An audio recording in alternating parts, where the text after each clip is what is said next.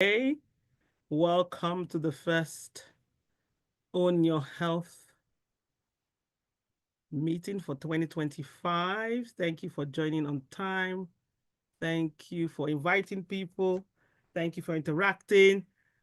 For the early attendees, we've already asked them where they're joining from. So if you're just joining us, let us know in the chat where you're joining us from before we start the feast. And also, actually, seeing as we're talking about food today, tell us in the chat, what's your favorite food?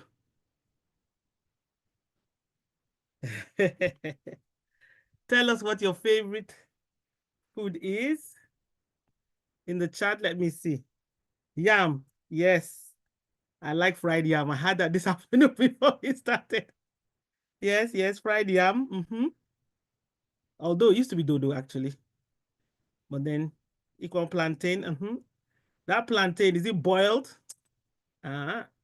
Is it fried? Or do you put it in the oven? Abula. I trust you. I won't say who said abula. Anyone else? What's your favorite food? And if you're just joining, let us know where you're joining from and what's your favorite pounded yam and egusi soup. Wow, yam is winning. Yam is winning. Anything else? I'm surprised no one has put rice yet. Jollof rice or something. No? Tell us your favorite foods.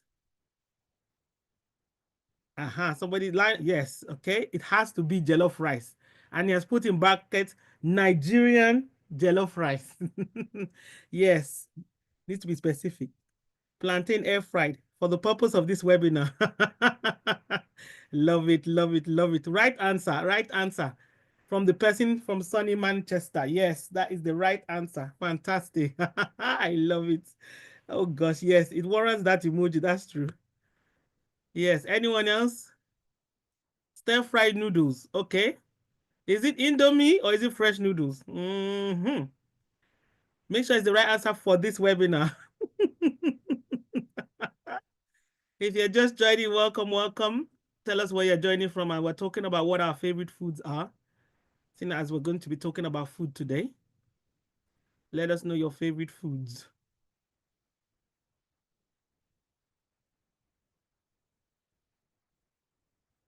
Loaded chips. Okay. Is it loaded chips? Is that with cheese and stuff like that? Cheese, I don't know what else goes on it. Camden man, let us know. What do you put on your loaded chips? Oh, it's cheese, just cheese. Interesting. Well, hopefully by the end of this webinar, your favorite food hopefully should change. Hopefully that will change. Okay, somebody says Nigerian Indomitable. I take it as Indomie. All right, other brands are available. We're not promoting any particular brand. Hello, Joanna Bell. Thanks for joining from Lagos. What's your favorite food? I was about to start, but more people are coming in now. Thank you for joining, everybody. If you're just joining, we're just talking about what our favorite foods are. Just let us know in the chat where you're joining from and what your favorite food is. So far, yam is winning.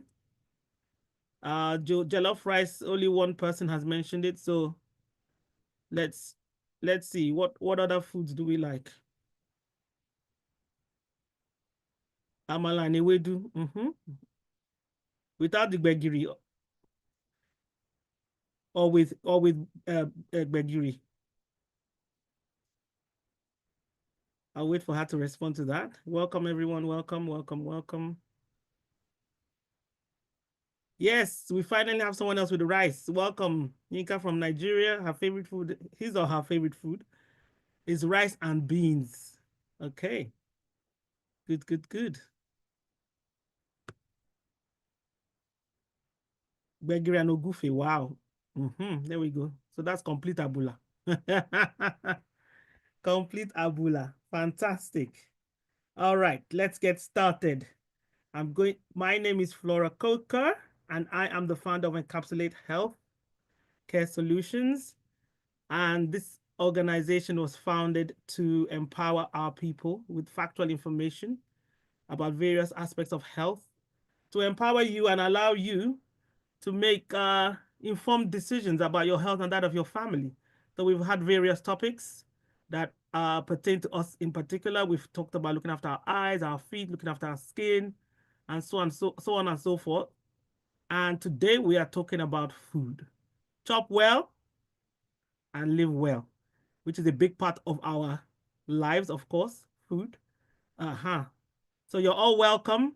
If there's anyone else that should be here, just let them join in. Someone else has said pounded yam and suitable soup. Okay, I like that. Someone doesn't. Okay, Joe Annabelle doesn't have any favorites. At least not after. Okay, she doesn't have any favorites. All right, awesome.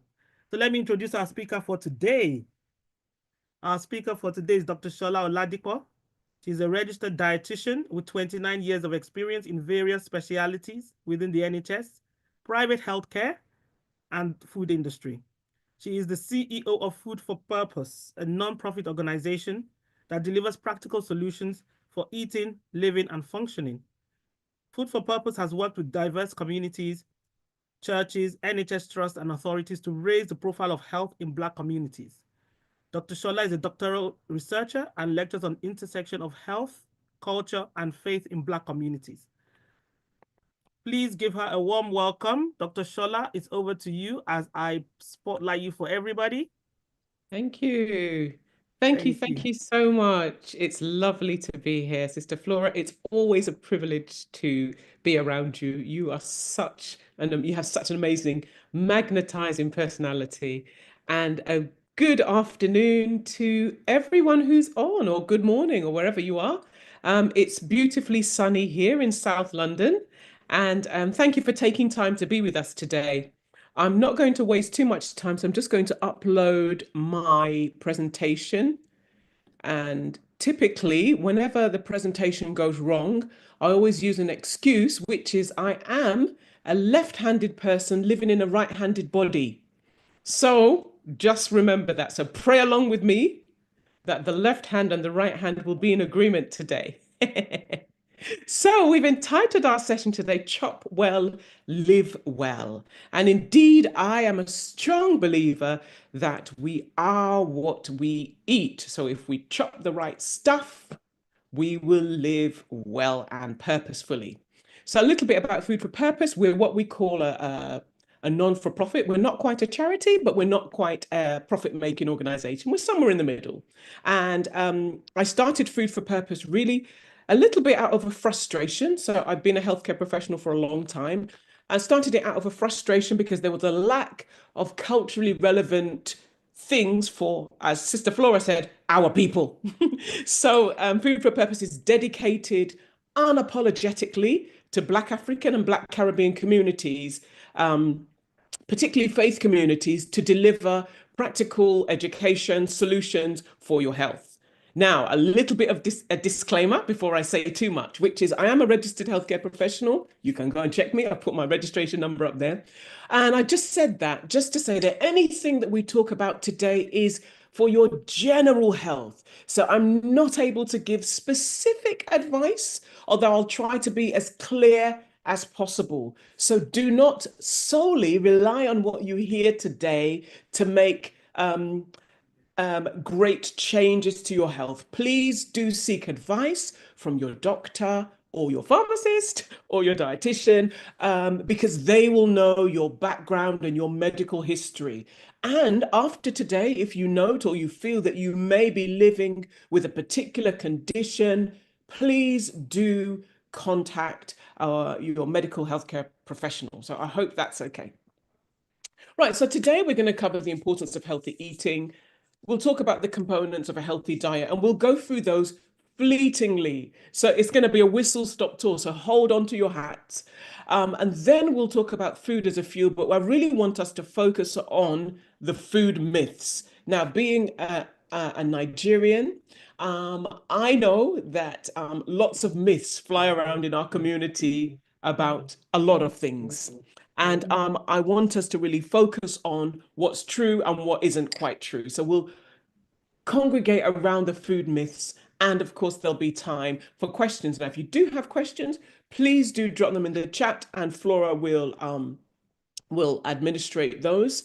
I will be asking you to be involved. So it is an interactive session, and I will be asking you to shout out answers to things or get involved. And I hope that is okay with everyone. So can I just make sure that everyone can see me, can see the slides, and can hear me? So if someone can just shout out, yes, that would be great. Oh, I Yes. can see a thumbs up. Thank you. Lovely. Thank you. Thank you. All right. So let's start off with, a nice foundation. So food provides us nutrients, which are the foundation of a balanced diet. And these are probably things we know. So excuse me if I'm teaching you to suck eggs. So there are 5 main pillars in terms of a balanced diet, which is carbohydrates, protein, fat, vitamins, minerals, and fluid, or more specifically, water. And a balanced diet helps to provide everything we need to function. So what we need to grow, for our body to repair itself, to give us energy. The diet helps to protect us from disease, actually helps to purify, and helps us to function optimally. Okay, and then let's just move on to the importance of a healthy eating or a healthy diet. What we're talking about here. So basically, when I think about, the importance of healthy eating or a healthy diet, I like to think of a vehicle. Um, uh, yeah, if you think of your body as a vehicle, let's say a car. And if you think about a car, it needs fuel to function with ease. And I want you to hold on to that word ease. We need fuel, if we were a car, to function with ease. Now, our food, because we're not cars, we're humans, our food is our fuel. And our food is supposed to help us to function with ease. And the quality, the quantity, and the timing of our fuel, i.e., our food, is crucial. Now, the absence of quality food or the right quantity or having it at the right time leads to dis-ease. And dis-ease is what we see in many of our communities. Sadly, as a researcher, I will say this, and it's not something that makes me happy, but Black African and Black Caribbean communities have some of the highest incidence and prevalence of what we call avoidable chronic illnesses. And some of that, or say a lot of that, is part of our food. Now, can I just say that there's nothing wrong with our foods as Africans and Caribbeans? There's nothing wrong with our foods at all. But what tends to be not quite right is what we do with our foods, what we eat, what we omit. I talked about quantity and quality and the timing. So today, this next session, this next part, what we'll do is look at what exactly is a healthy diet? What is it comprised of, and what do we need? Now, I know I'm speaking to a mixed audience. I'm going to be talking a lot about UK guidance, but I do believe that a lot of it is transferable to certainly Africa and the Caribbean in terms of the science. Okay, so what is a healthy diet? This gives us a good representation of what a healthy diet should be or should look like. And this is the Eat Well Guide. I would like to acknowledge the Diverse Nutrition Association, who've taken the Eat Well Guide in the UK and made it relevant to African and Caribbean communities. And on it, if you can see it, you'll see things like fufu, bami, gari, kenki. You'll see agege bread. You'll see plantain or plantain. If you're from the Caribbean, you'll see yam, sweet potato. So this has been adapted to our needs. And immediately, if you look at it, you'll see the green section, which is saying that we need to have lots of fruit and vegetables in our diets. We'll see the starchy section with potatoes, rice, pasta, which is saying that carbohydrates are an important part of our diets, especially the whole grain versions. You'll see that the protein section, which is the pinkish section with the chicken, the fish, the egusi, the eggs, the prawns, is a smaller section. So in other words, it's saying that our protein should be moderate. And I will say, I know if you go onto Instagram, if you go onto YouTube or Facebook, that there are so many now influencers that are telling you that you need to eat lots of protein and you need to stuff yourself with, lots of meat. I will say that there isn't enough clinical evidence to support that. So I would, for now, stick with the Eat Well guide. It's also showing us that we do need some dairy or dairy alternatives in our diet, and those are things like milk. So that can be dairy milk or plant milks like almond milk. And it's telling us that we need, can you see that tiny sliver in the purple, which is oil and spread? So in the grand scheme of things, oil and spread should be a tiny amount. Fat and oil should be a tiny amount of your diet. And to my left, we've got meat pies, we've got malt, we've got condensed milk, we've got puff puff, we've got festival and all those lovely fried things. And can you notice they're outside of the Eat Well guide? In other words, they are to be eaten less often in small amounts. Now, of course, we're all consenting adults. We will have to make our choice whether we want to follow the Eat Well guide or not. But the Eat Well guide is set so that we can live well. So by choosing not to eat well, we are inadvertently choosing not to live well. So it's up to us to make our choices.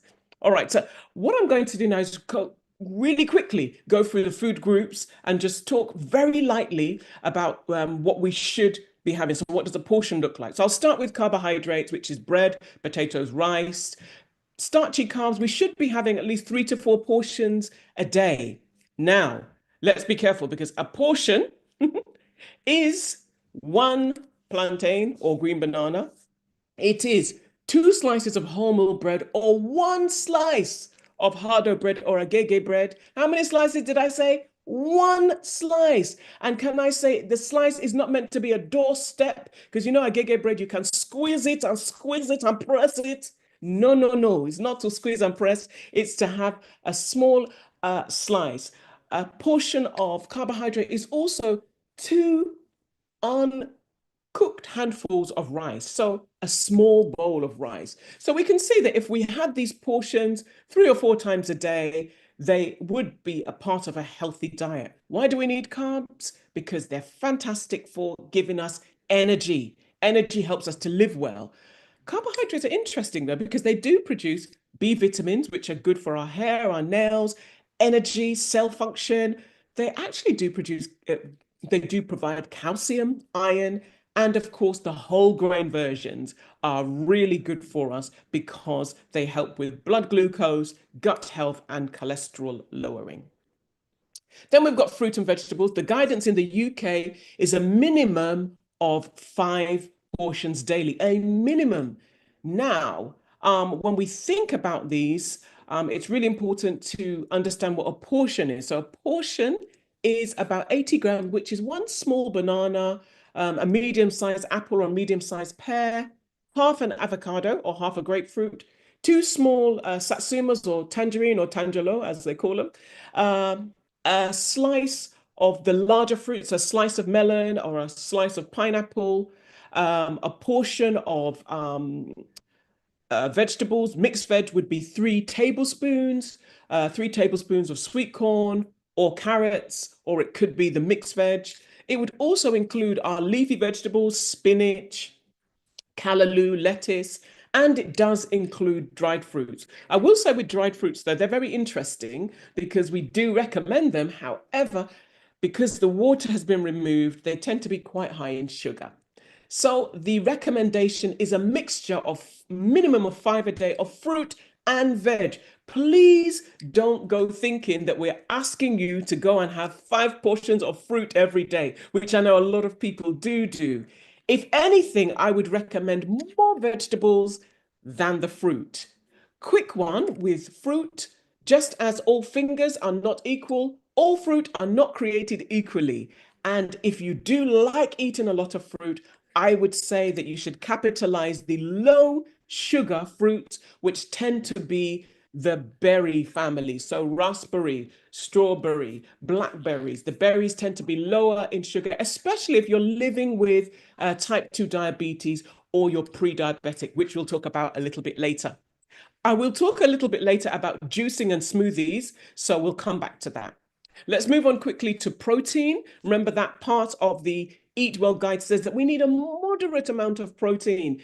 Particularly, a lot of my research is around the eating habit of Africans. We eat far too much protein. And interestingly, when I think about the culture, we eat so much meat and we tend to give children very little meat. But actually, it is the children that need more of the protein because they are growing. And we as adults are not actually trying to grow. Well, certainly not in the vertical direction anyway. Guidance in the UK is two to three portions a day. Red meat in moderation. By red meat, I mean beef, lamb, goat. In moderation, there is reliable data that shows us that having more than 3 portions of red meat in a week can put us at risk of bowel cancer. There's a lot of data that's showing that, and it seems to be increasing in our communities. Also recommend oily fish, so that's things like mackerel, like sardines. Really important to have oily fish. They're high in vitamin D and also in omega-3 oils. So a portion is, now don't laugh, but a portion of red meat is the same size as a deck of cards in the cooked version. So the cooked size would be a small deck of playing cards. And I'm sure you're thinking, gosh, I have about 3 or 4 of those. And perhaps that's part of the issue. We generally tend to overeat when it comes to our meats. Moving on swiftly to dairy and alternatives, the recommendations in the UK, which are similar to other nations, is that we have 2 to 3 portions a day because we need calcium to help our bones and our teeth. Also good for muscle health and for blood clotting. The dairy foods provide us with protein, vitamin D, and potassium. Generally, we get most of our calcium, not all, from milk, either dairy milk or plant-based milk. If for whatever reason you do take the plant-based milks because you don't drink cow's milk or goat's milk, please do ensure that milk you're buying is fortified with calcium. So plants tend to not have as much calcium in them. So plant-based milks that you buy in the supermarkets tend to be fortified. So please do check. Some of them have extra sugar added as well. So please also be aware of that. So portion would be a glass, 200 mils, a glass of milk, or a standard portion of yogurt, or a matchbox, small matchbox size of cheese. And a lot of my studies, we find that not many Africans really, or it isn't one of the foods that we generally eat, but I would also add in things like wara. So the fermented milk, the whey from the milk is also, that's a good size. A matchbox size would give you quite a bit of calcium. Also, quick note, I know that a lot of Black people are lactose intolerant, which means when they try to drink milk or eat ice cream, or anything milk-based, it tends to send them running to the toilet.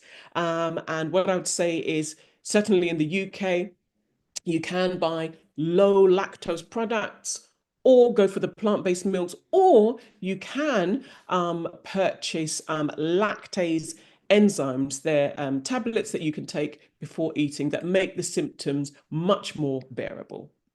We'll talk about oils and spreads. Again, when we think about the Eat Well guide that I showed us, that's showing us that we need to have a very small amount of oils and fats. We do need some fat because the brain itself is over 80% fat. It's a fatty tissue. So we do need some, but not too many. I think the message in the UK is reducing saturated fat, so animal fat, reducing that. We need fat for energy, for vitamins. We know that the excess can affect our cardiovascular function, so our heart and our blood vessels.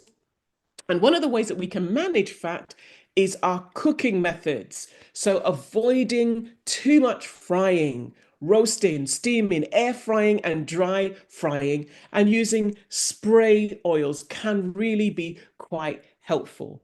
I'm not going to have too much time to talk about palm oil, but I will say that there is nothing wrong with palm oil. Palm oil is 49% saturated fat, and the rest of it is actually quite high in beta carotene. If you look at the palm nut fruit, the majority of it is orange. anything generally that comes from the ground in nature that is orange in color tends to be high in beta carotene. And beta carotene is a powerful antioxidant which helps to protect our body from free radicals.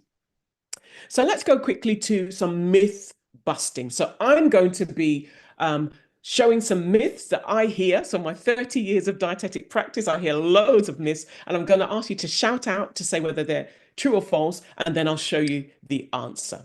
Okay, so let's talk about what is a food myth and why is it an issue? A food myth is a widely held, often misleading or false belief about food or nutrition with no scientific evidence. You might have traditional evidence. You might have the fact that everyone in our family does it and we are okay. That's fine. But if there is no scientific evidence, again, I'll leave you with the choice to make the changes accordingly. The impact, of food myths for me is poor dietary choices. People are making poor choices because they traditionally do that. We always do that. And I think more importantly, health problems. It can lead to conditions like metabolic syndrome, diabetes, cardiovascular diseases, bowel problems, and kidney problems. Also, the unnecessary spending, because we've heard that this trend is really cool. We're spending and wasting money that we could be spending on food that would help us to live well. And also, when we are following food myths, we may actually be eating something that is affecting the efficacy of our prescribed medication. Emphasis on the word prescribed medication, but we'll talk about herbals a little bit later. All right, so my first myth is, and I want you to shout out true or false, unrefined sugars such as honey, maple syrup, or coconut sugar are healthier than white table sugar. So I need you to unmute, shout out true or false. True. False. False. False. Okay, I had one true and lots of false. And the fact is, the false are correct. Unrefined sugars are the same as sugar. Sugar is sugar, or as I say, sugar, now sugar. Unrefined sugar options may contain some levels of minerals and vitamins, but the advantage is minimal. Therefore, consider whether it's sugar from the mountain, on the valley, on the land, under the sea, wherever that sugar came from. Sugar is sugar. And therefore, we should limit the intake of it. So honey, brown sugar, white sugar, they taste different to the palate, to your body. Sugar is sugar. Now, the effects of too much sugar is an unbalanced diet, mood disruptions, dental caries, so tooth decay, excess weight gain, which can lead to overweight and obesity, which can lead to type 2 diabetes. So sugar in itself is not the cause of type 2 diabetes. Overweight is the cause of type 2 diabetes. Sorry, obesity is the cause of type 2 diabetes. One thing that a lot of people don't talk about, which I wanted to touch on today, excess sugar is a cause of inflammation. And a lot of the time, sometimes, we feel body discomfort. We feel stiff joints, muscle pain. We have sleep disorders. We always feel tired. Our weight goes up and down. We have skin rashes, sometimes psoriasis or frequent infections. And that often is inflammation. Your body is operating at a level of stress, and therefore it's not working well. If it's not working well, we're not living well. So it's a good opportunity to decrease sugar. Got a little quiz for you. So I want you to shout out and tell me which of these drinks have the highest sugar and the lowest sugar. So we've got our friend Supermalt. This Supermalt guy turns up everywhere. Capri-Sun, we've got Chaleur, which is like fruit wine. We've got aloe vera drink, and we've got Diet Coke. So which one has the high sugar? Which one is in between, and which one has low sugar? So over to you. Shout out, please. Supermalt. Oh, okay. Maybe this will work by putting it in the chat. Diet Coke is high or low? Low. No. High. Low. Okay, what about Supermalt? High or low? High. High. Capri-Sun? Supermalt. Middle. Middle. Okay, thank you. What about aloe, the aloe drink with these aloe low. vera? Aye. Aye. Middle. They're all like Low. sugars. Oh, okay. And what about Shiller, the fruit wine? High. Low. Hi. Low. Okay, thank you, everyone. I'm going to ask you to mute again. It's lovely hearing your lovely voices. So this is the order. Diet Coke, 0 sugar. Now, I know it tastes sweet, but what it contains is artificial sweeteners. So if you're living with type 2 diabetes or pre-diabetes, you can drink Diet Coke. However, caution, what we do have in Diet Coke is phosphoric acid, and phosphoric acid is has a way of leaching nutrients from our bones. Also has a way of affecting the enamel of our teeth. Enamel, unlike hair that grows back, enamel doesn't grow back. You're born with what you get, and what you get is what you get. When it's gone, it's gone. So be careful with Diet Coke. I know it's low in sugar. I won't even say Diet Coke, just to be careful here. Disclaimer, Diet Colas. Diet Colas, all of the brands. Yes, low in sugar, but the acid can affect your teeth. Capri Sun, 2.5 cubes. So they've actually re-looked at the formulation, so it's not as high. Fruit wine, a lot of us that go to churches, we see fruit wine a lot. He seems to be a popular jingle everywhere. That's a lot of sugar for that small bottle. Aloe drink, who said low? It's high, 6 cubes of sugar. Don't be fooled by aloe vera, real pieces of aloe. Aloe is quite a bitter substance naturally, so you need to add plenty sugar to make it sweet. And then our friend Uncle Supermalt, look at that, 11 cubes. Ladies and gentlemen, can I say that is the small bottle. Although, to be fair to the manufacturers, Supermalt, Maltex, Maltina, etc., they are making the low sugar versions. Can I say point of view? Really important. Supermalt is not high in iron. So don't believe that lie. Neither is Guinness. It is not high in iron. It is not high in any vitamins except for B vitamins, which you can get in other foods. Just in case you think, oh, I'm taking it for blood tonic. It's tonic. It's not tonical. It's sugar. All right. So the government guidance in the UK for sugar is adults should have no more than 7 cubes or 6 teaspoons a day.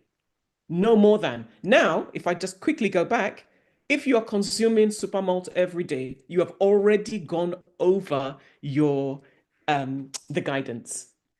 All right, next one. Let's move to Mr. Salt, who's a close friend to sugar. And again, I want you to shout out, true or false, pink Himalayan salt is better than table salt. True or false? False. True. False. False. Okay, thank you, my friend who said false. Again, like sugar, salt, salt. Salt is salt. So whether it's red Hawaiian salt, pink Himalayan salt, salt from the mountain, the valley, the sea, flaky sea salt, all of them is salt. Now, they will taste different to your palate. So pink Himalayan salt tastes different. It looks different, but to your body, to your blood pressure, it will do exactly the same thing. Unfortunately, Black communities tend to be, not always, but tend to be a bit more sensitive to sodium. So therefore, it is important that we reduce our salt intake. So pink Himalayan salt is no better. There's no such thing as a healthy salt. The government guidance in the UK is 1 teaspoon for the whole day. And when I say that, I am including our friends here. You see where my cursor is? Our friends, the cubes. I call them the cubes. So whether it's Jumbo, Maggi, Knorr, whatever they're called, they are also the cousin to salt. And then we've got the aunties and uncles here, jollof seasoning, everyday seasoning, every night seasoning, all-purpose seasoning, chicken seasoning, seasoning. They are also, don't believe me? Next time you buy one, read the ingredients. Either first, second, or third on the ingredients list will be salt or sodium. Now, I wanted to just draw attention to these 2 products in the red circle. They tend to be sold, particularly in the UK, as a healthier version of salt. And what's happened here is the manufacturers have removed the sodium, but they've added potassium. And therefore, I put them in the red circle because we do not recommend them. Number one, they're very expensive. And number two, if you have kidney problems or you're on particular medication for your heart, having extra potassium in your diet can be counterproductive. So how do we decrease our salt intake? We should try using salt-free herbs: thyme, rosemary, sage, onion, garlic, and lemon. And how about making our own seasonings at home? So using your powdered seasonings and not adding salt. But please do avoid our friends in the circle where they're not our friend. Okay, salt guidance in the UK. Actually, not the UK, the World Health Organization recommends 5 grams daily, which is about a teaspoon for the whole day. The average intake in the UK at the moment is about 7 grams. Average intake in Nigeria is about 10 grams. So, and the main issue tends to be added salt. So products that we're buying, plantain chips, foods outside, meat pies, the issue tends to be added salt. So we need to watch out for that. I wanted to talk about MSG because people get confused about it. It's a flavor enhancer. I know this brand, Ajinomoto, is quite big in Nigeria, as is Maggi and some others. MSG, monosodium glutamate, by virtue of the name, does contain sodium, but it's actually a flavor enhancer. Glutamate is what we call an amino acid, and it's naturally found in things like cheese, tomatoes, and mushrooms and meat. MSG as a food ingredient is actually safe to eat, but I do know that some people have what we call short-term reactions: sweating, itching, feeling a bit lazy, feeling fatigued. Some people feel nausea and vomiting. If you do have that reaction, avoid MSG. It generally is safe. Some studies actually say that it makes you eat a lot more, because remember, it's a flavor enhancer. So your brain gets really excited. A typical thing is what they call the Chinese buffet syndrome. MSG is eaten in a lot of Southeast Asian cuisine. And when you go to the Chinese, remember, it's a flavor enhancer that has sodium in it. So you tend to want to eat more, and therefore it can be a risk for overeating and therefore overweight. The European Food Safety Authority say the acceptable intake for MSG is 2 grams a day, which is about 1/3 of a teaspoon, so a small amount. So again, we'll find a lot of MSG in our seasonings, all of our seasonings. What about herbals, you're thinking? And herbal alternatives. Again, they're brilliant for flavoring, but some people use them for medicinals as well. And I hear a lot about garlic, ginger, turmeric, black seed oil, capsaicin, cinnamon, aloe, the African leafy greens, so scent leaf, wild lettuce, and water leaf, and also pineapple back or pineapple rind seems to be doing the rounds again, and it's coming back and it's quite popular. Generally, they can be quite safe if you're taking them in the food form. However, according to research studies, these foods do not burn, they do not melt, and they do not remove fat from the body. So if you're taking them for those reasons, they won't help that. However, they're not curative either. They don't cure illnesses. I know a lot of people say they take ginger to cure. It's not a curative, but we know that they do have therapeutic benefits, and they do supply nutrients. However, it's important that I say to you that they don't cure diseases, and generally not harmful, if we're taking them as food products. But I do want to talk about what can be quite harmful. I am a proud Nigerian, but I have to speak on the topic of herbals and alternative remedies, aka agbo, or herbal concoctions. And many believe that agbo is a cure-all. I think they call it in Yoruba bubonishi. Now, it does all. It fixes everything. And I remember hearing people on the bus in Nigeria or selling on the streets, and they say it cures this, it cures this, it cures this, it cures this. And I'm thinking, wow, an elixir of life. And the fact of the matter is, there is no such thing that cures everything. So agbo does not cure everything. Evidence shows actually that it doesn't cure many diseases. And I know that may be disappointing for us to hear, but I can only speak as a researcher and what the evidence shows. Agbo actually can cause serious side effects and harm. And when I say agbo, I mean the herbal, they tend to be dried or they can be liquids that people take. Some of the issues are they can contain what we call heavy metals, so mercury, lead, arsenic, which are poisonous. Some of them contain molds, which can actually be cancer causing. Some of them contain allergens, which can cause serious problems such as organ failure. I think the other issue with them is that they're unregulated. So the ingredients used in these products are not standardized, and the quality and safety of the herbs and other ingredients can vary.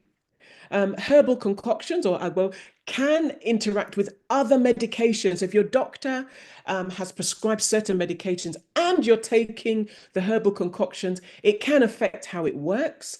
Many herbs have like potent ingredients that can interact with your prescribed medication. So what am I saying? I think to balance this out, there are regulated, qualified herbal practitioners. They are out there in Africa, in Nigeria, in Ghana, and in the UK. And they will have registration and documents to prove that they have that skill. If you do believe in herbal remedies, I would avoid buying from the street vendors that don't have labels or expiration dates and going to a regulated, qualified herbalist. That they do exist and they do have degrees and study this thing. They're the best place. They have relevant skills and their products will have expiration dates and NAFDAC or other authentication. And at this point, I'm going to pause and just hand back to Flora. Thank you, Dr. Shola, for that first part of the webinar. Do we have any questions? A lot of information has been shared. Any questions before we move on? If you do, just raise your hand, your virtual hand, that is. And then we'll take the question. No questions? Wow. Dr. Shola, what have you done? Stunned. All right, that's fine. If there are no questions, we're going to give Dr. Shola a break and we're just going to briefly talk about another important topic. And I'm going to introduce our favorite dermatologist, Dr. Troff. Are you ready? I've asked you to start your video. Hi. Are you ready? Just a minute. Just All a right. minute. So, yes, Dr. Troff is our favorite dermatologist. She's been with us here before, and she's spoken to us before about looking after our skin. And if you missed our webinar, I'll put the link in the chat. You need to go and watch it. It was fab. So I'll just wait for her to come on. But in the meantime, no questions?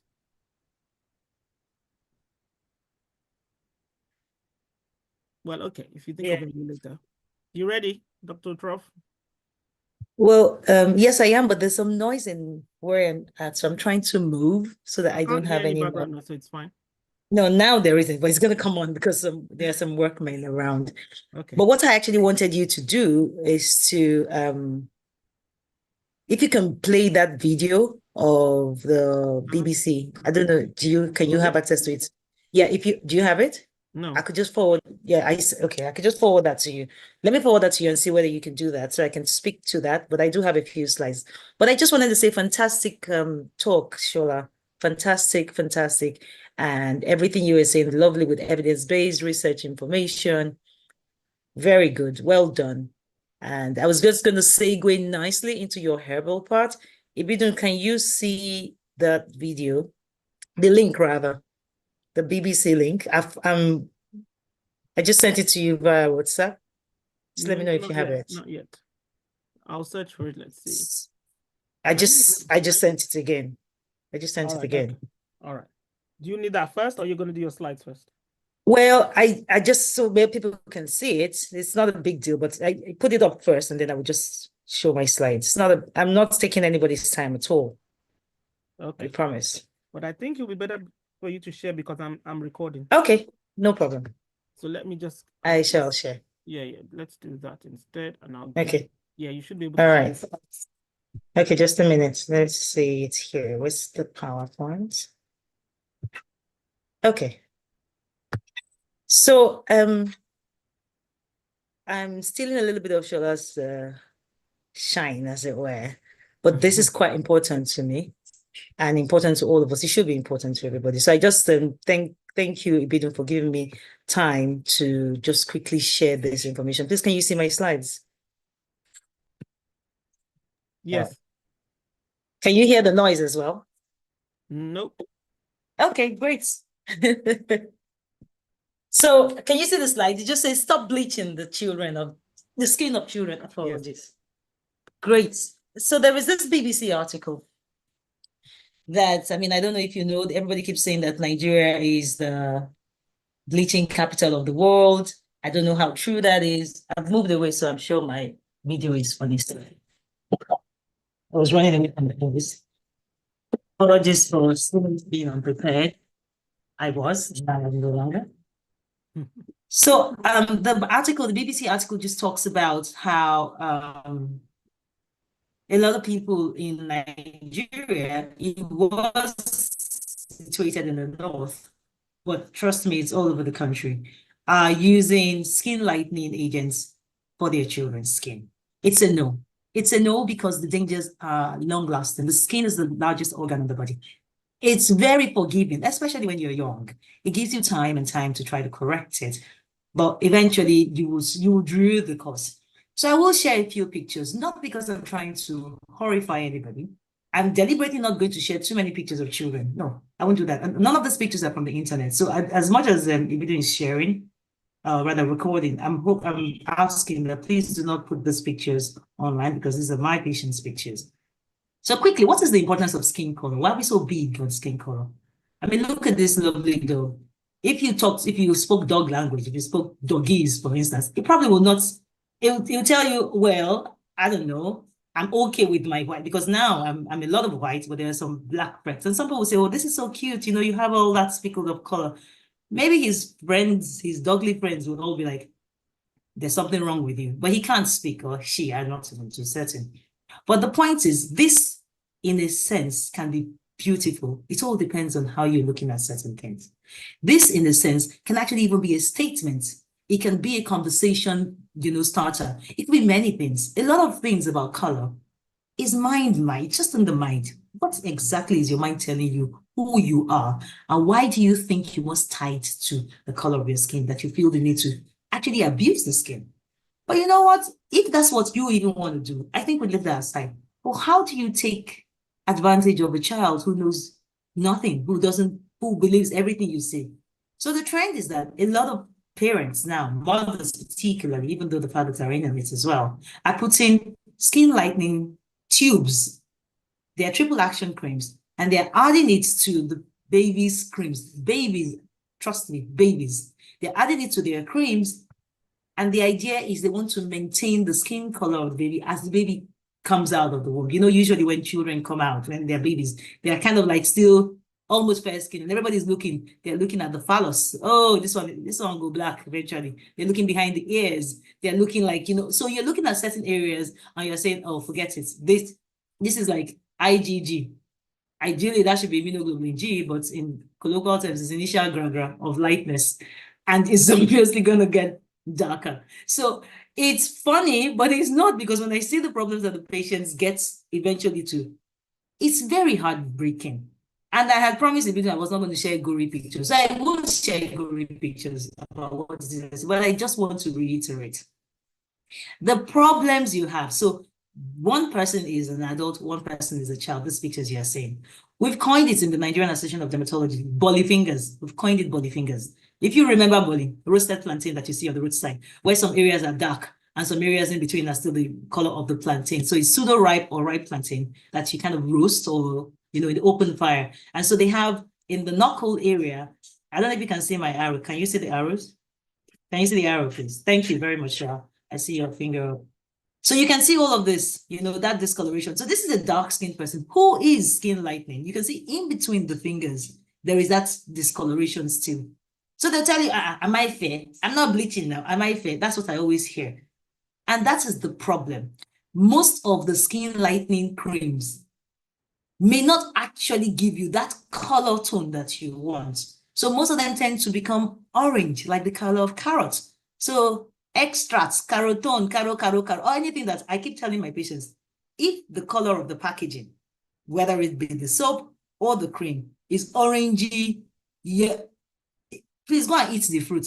Don't put it on your body. Let it come from within, exactly like what Shola has said. Let it eat what you think you want it to look like. Go and eat it. Then your body will decide the color that is going to show. It's very important. This is a child. She's early teens. And look at this huge stripe on her skin. Now, remember that children they're still growing. Can you see it properly? Let me make it bolder. Can you see that properly?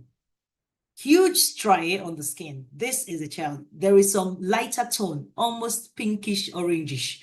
And then the huge striae are there. Now, it's possible that this girl would have still had stretch marks because as you're growing and maybe it's a huge stretch, but now it's becoming violations and very broad. And the underlying skin is thinned out so badly that even if she's struggling to repair, the damage may already be done. And then you now start to employ things like laser therapy, which of course are expensive and most people can't follow through. So you went with your own money to buy disease. I'm sorry. I'm showing this patient's face deliberately because I know that the video is not going to put it out there. So I'm hoping nobody's speaking. Now, look at this.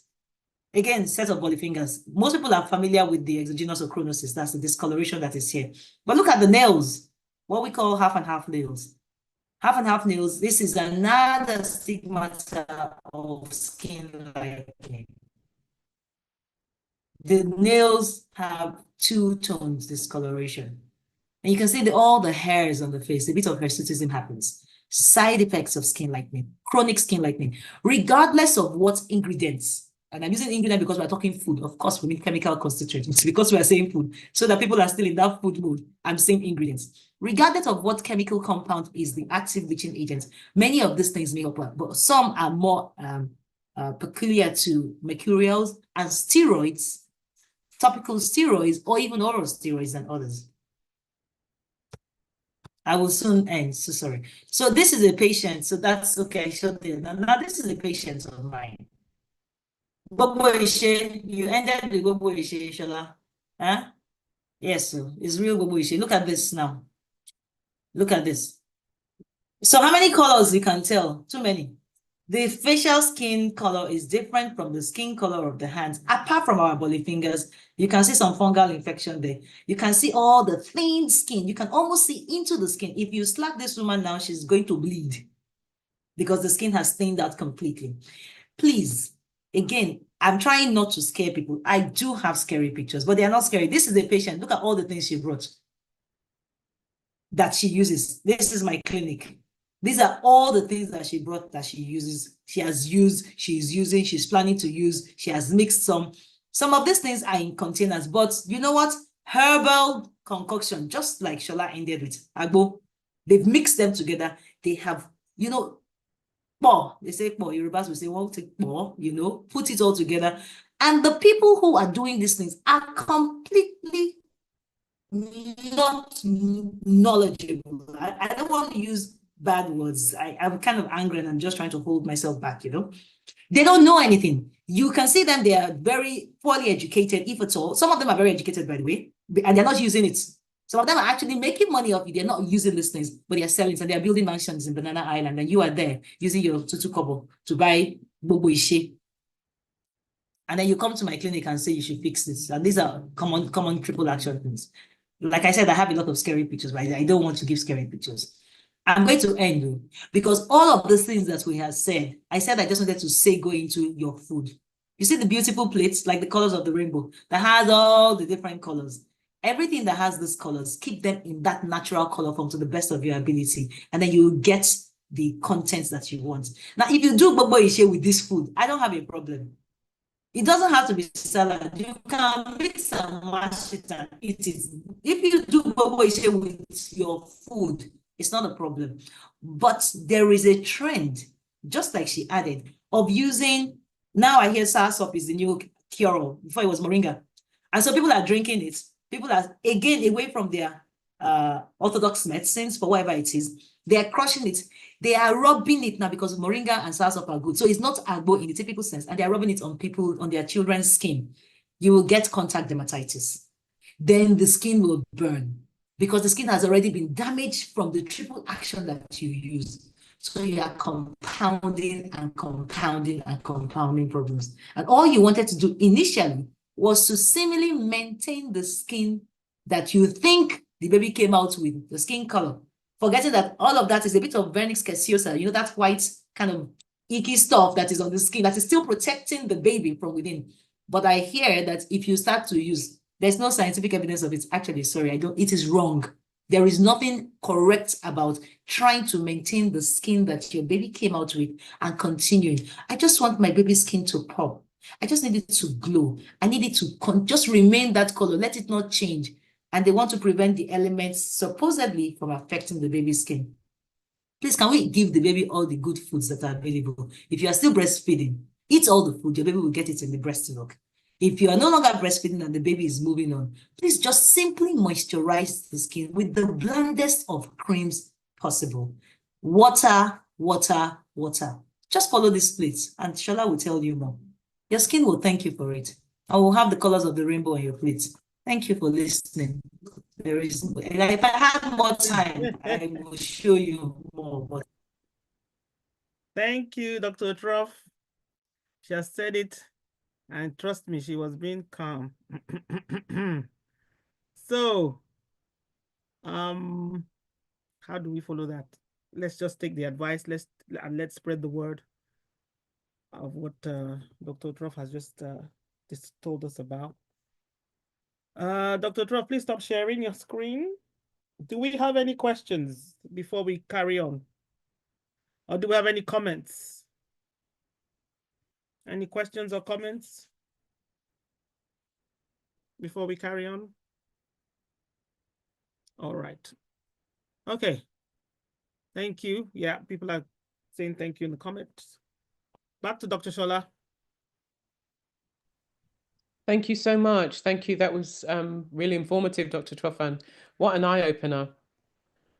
And let's hope we will pay attention and make amends accordingly.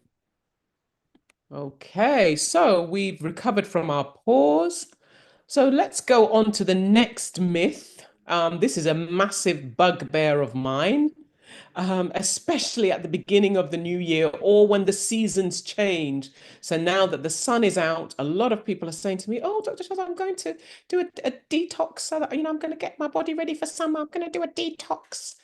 So the myth is detox diets are helpful in helpful to cleanse out the toxins in the body. You've probably heard from my sentiment already how I feel, but you shout out, is that true or is that false? Detox diets are helpful to cleanse out the toxins in the body. True. False. False. Yeah, 100%. Absolutely false. They are not at all.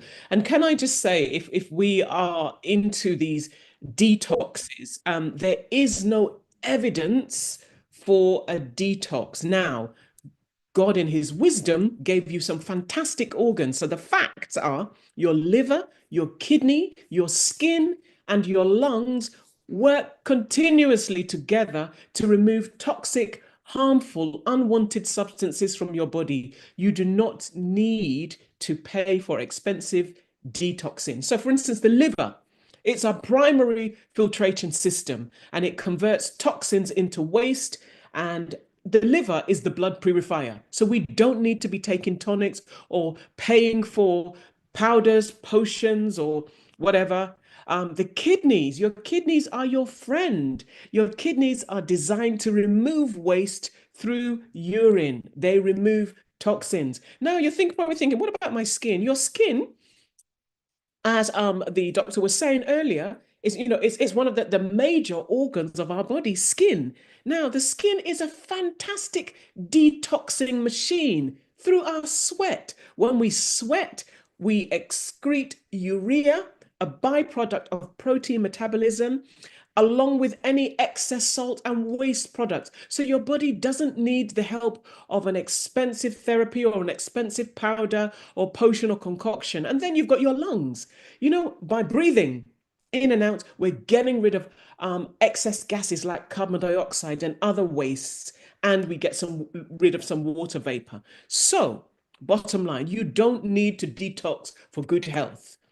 You can support your body's ability to detox by eating a healthy diet and staying hydrated, drinking plenty of water. Quick POV for those of us that believe in colonic irrigation. So that is having a pipe put up into the back passage to clear out our bowel. It is not recommended because your bowel is one of the most intricate organs in your body.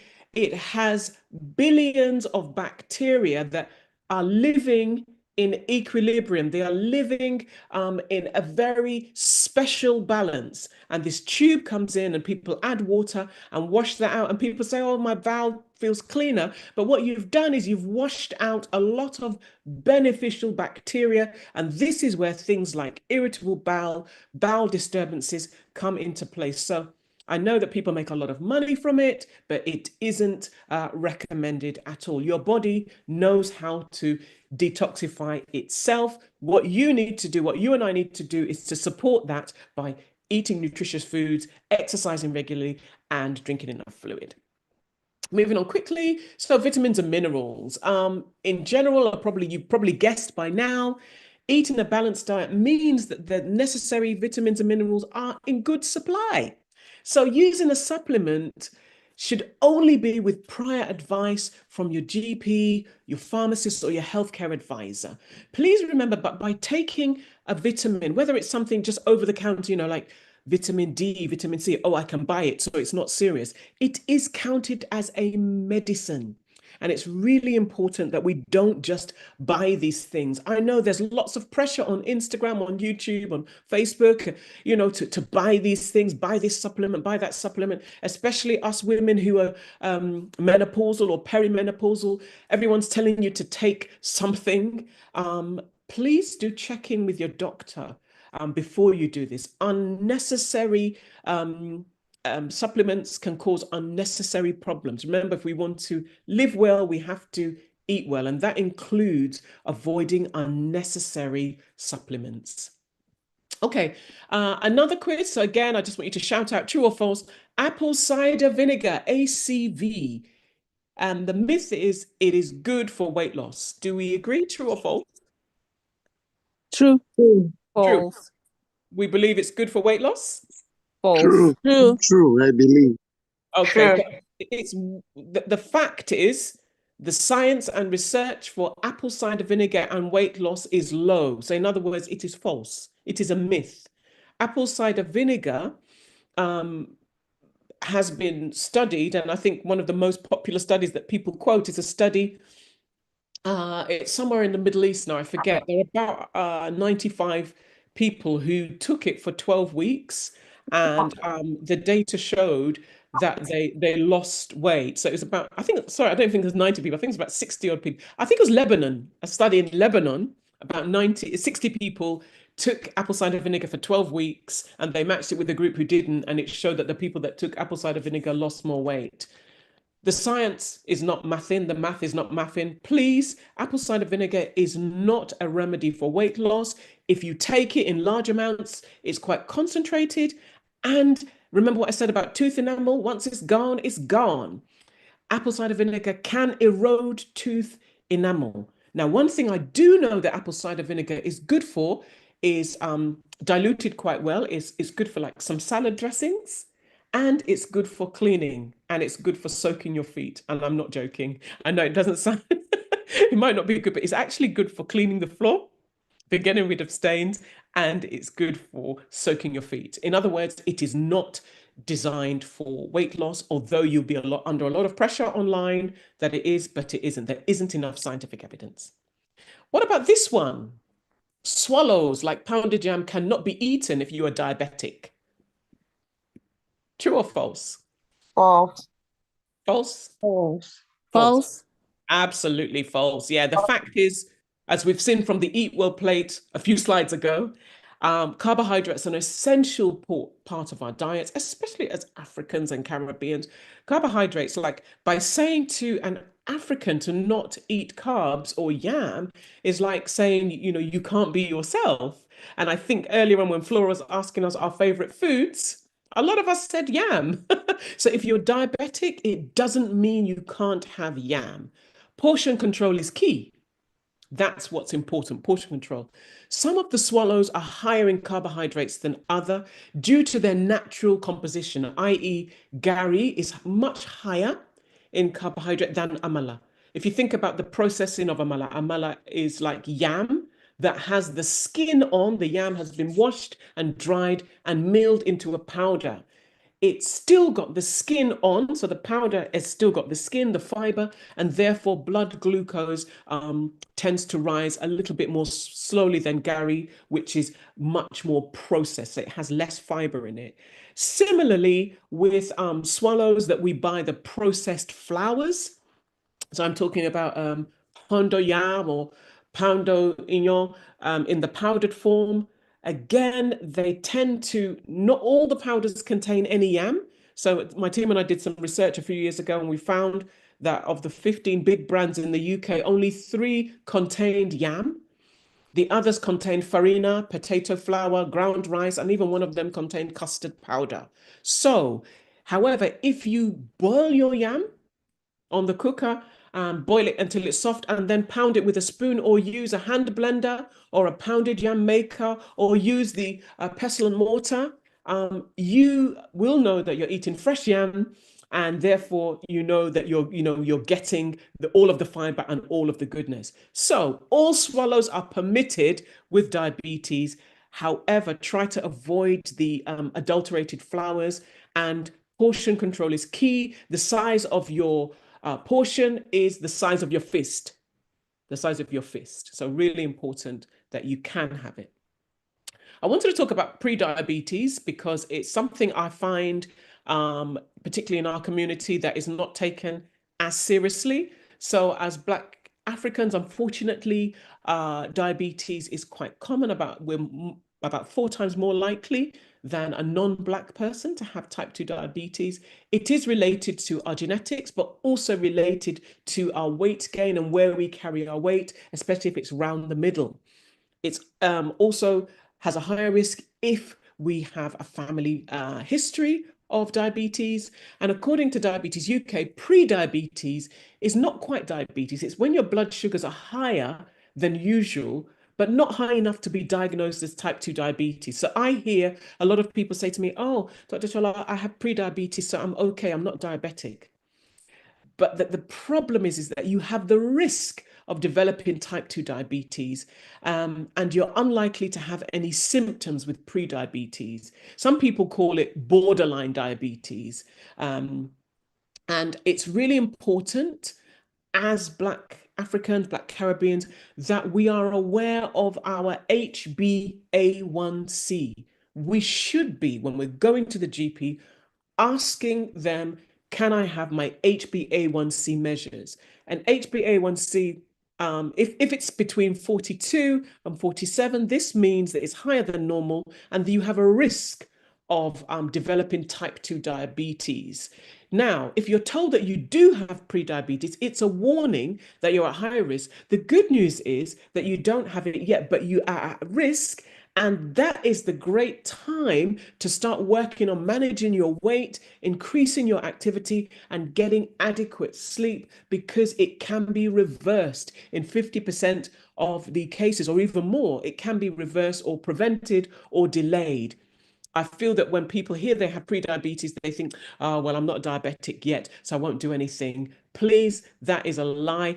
Please, if you feel that you have diabetes running in your family, but you don't see signs yet, have it checked the next time you go to your GP. Ask them for your HbA1c. Type 2 diabetes is a chronic condition. You can live a long, illustrious life. However, it also does have several things that put us at higher risk of illnesses that can affect us. So please do check your HbA1c. Okay, coming back to our myths. ultra processed foods. So ultra processed foods are quick and they're the answer to modern times because they're quick, easy, and delicious. I guess I will tell you the answer to that. You don't need to shout out. The fact is that ultra processed foods are now one of the highest risks of disease cause. So ultra processed foods have been associated with over 32 different health conditions. Well, what are ultra processed foods? There are foods that have been highly processed, like these instant noodles that we see on the screen. I'm not going to say the brand because we're not advertising for them, but I know that they have a big stake in West Africa and Southeast Asia and even in the UK now. Can I tell you that this product is flour and water that has been boiled, fried, dried, and then packaged with a nice little salty sachet that you are going to boil again. They tend to fry it in what we call trans fats, which are not even allowed in the UK now because of the harms that they cause. And really and truly, it's something that we need to check. I'm mindful that it's also cheap and readily available. And I do empathize because it's a cheap meal, but chop well, live well. We want you to think about buying these. I almost said the brand, Flora, almost said the brand. Buying this product is quick and easy and people eat it with a boiled egg. Boiled egg, fantastic. But it may be better to have the other type of noodles, which tend not to be, they're not instant. They're dry, but they're not instant. And they're not boiled, then fried and dried. If you want to know some of the brands, I can tell you offline. Also, ultra-processed foods are these, what you see on the bottom of my screen. So biscuits, donuts, puff puff, sausage roll, pancake roll, all those lovely things. I call them party foods. They're quick and they're easy, but they're not kind to us. They put us at risk of inflammation.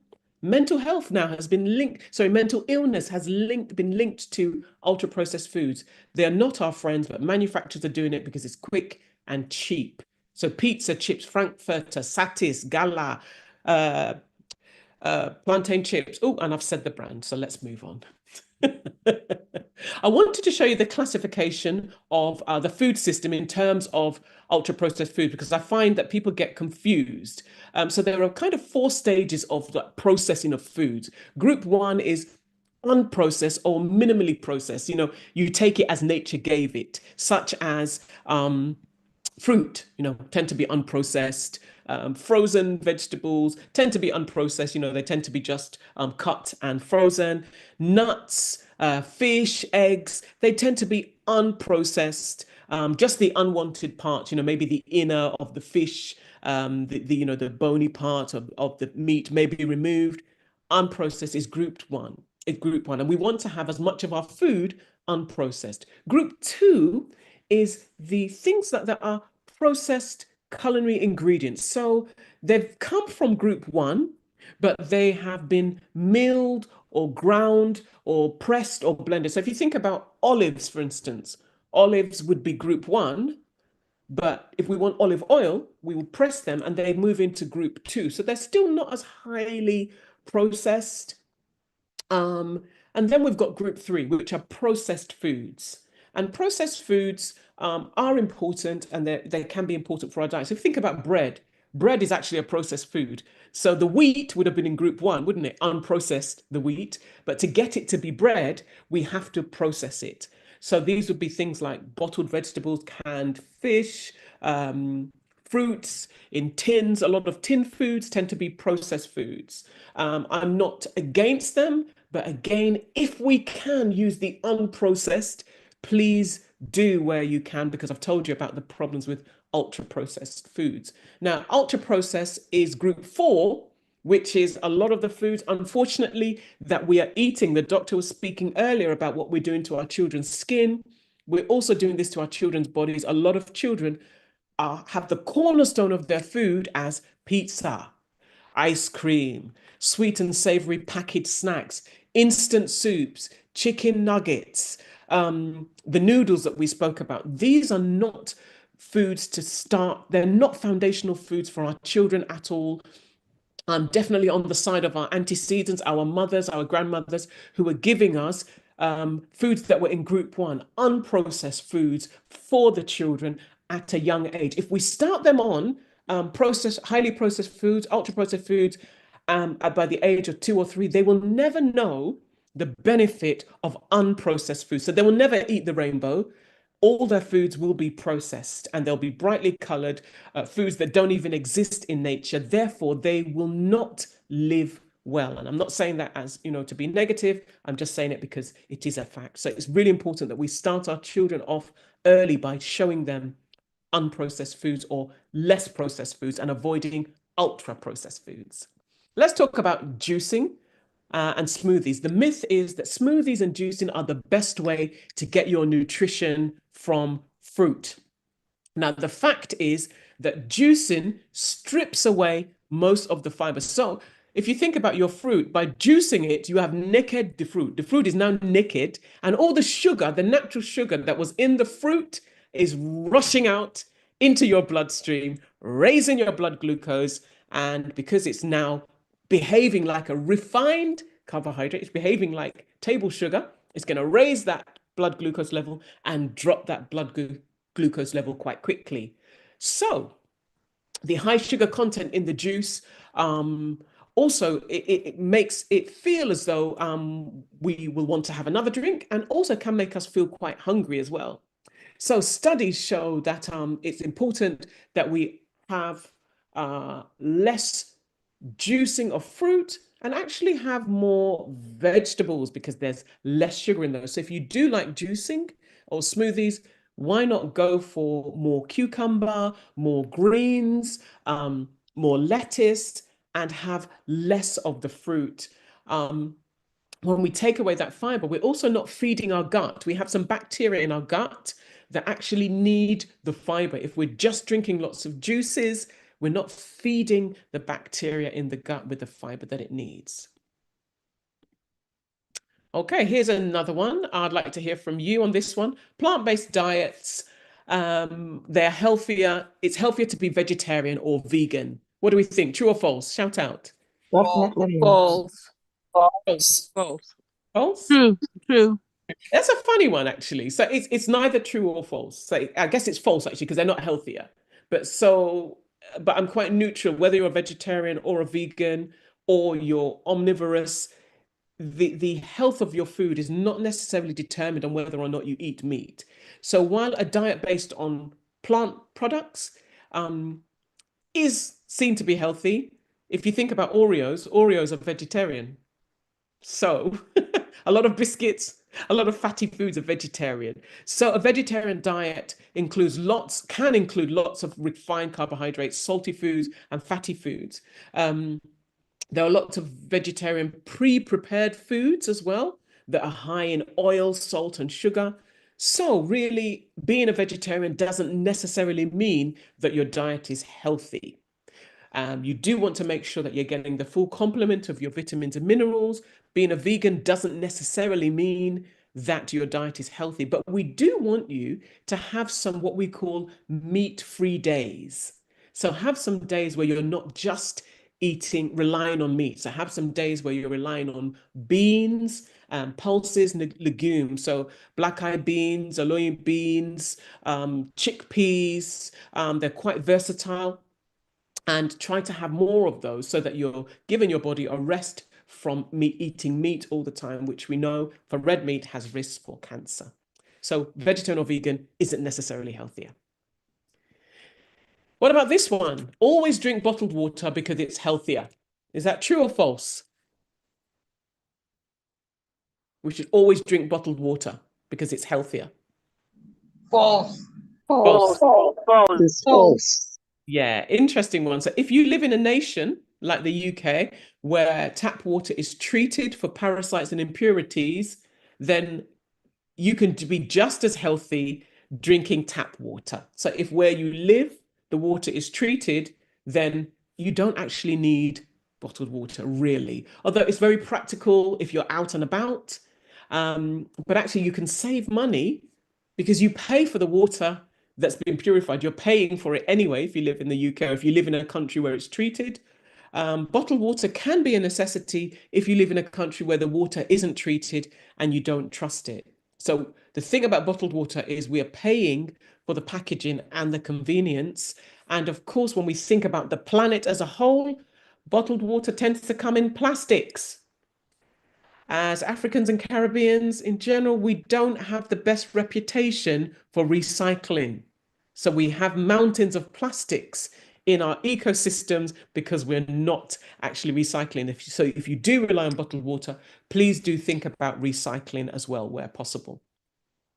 I want to talk about lemon water because I hear a lot of people say to me, oh, Dr. Shola, I drink lemon water because it's really good. Now, lemon water is interesting. I know a lot of people drink it every morning and they swear by it, warm lemon water or cold lemon water.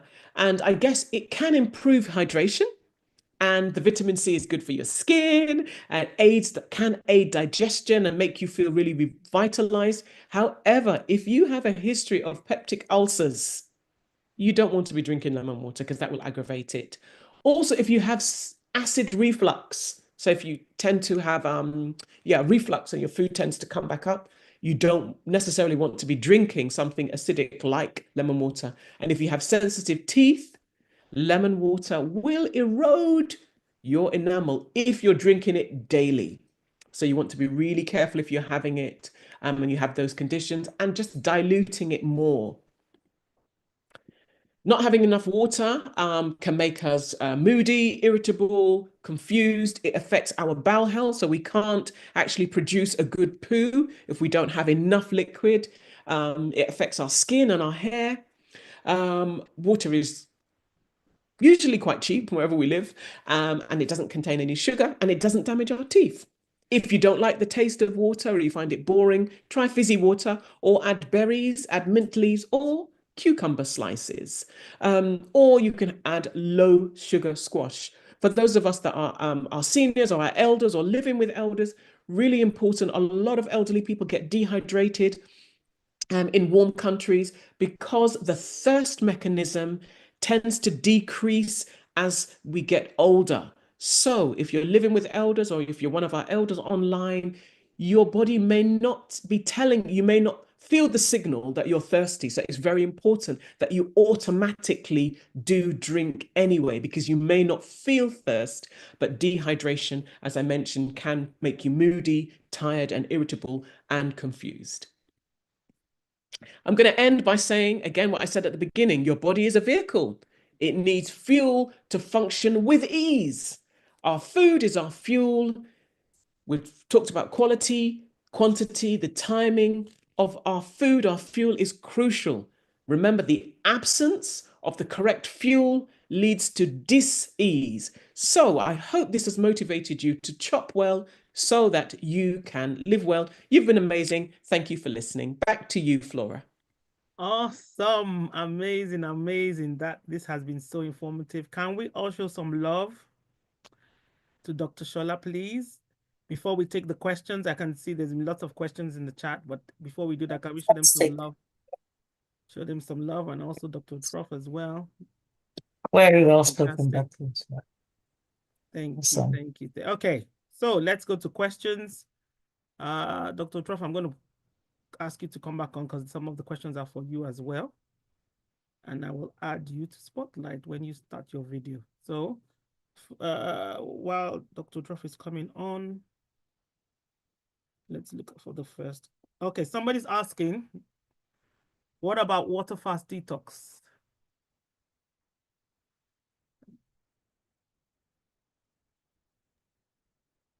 Sorry, can I just understand what we mean by water fast detox? Because I just want to make sure, because there's so many different types of water related detoxes. So what is meant by that exactly? All right, the person who asked the question, please, can you raise your hand so I can ask you to just unmute? to add some more context so I can answer specifically. Yes.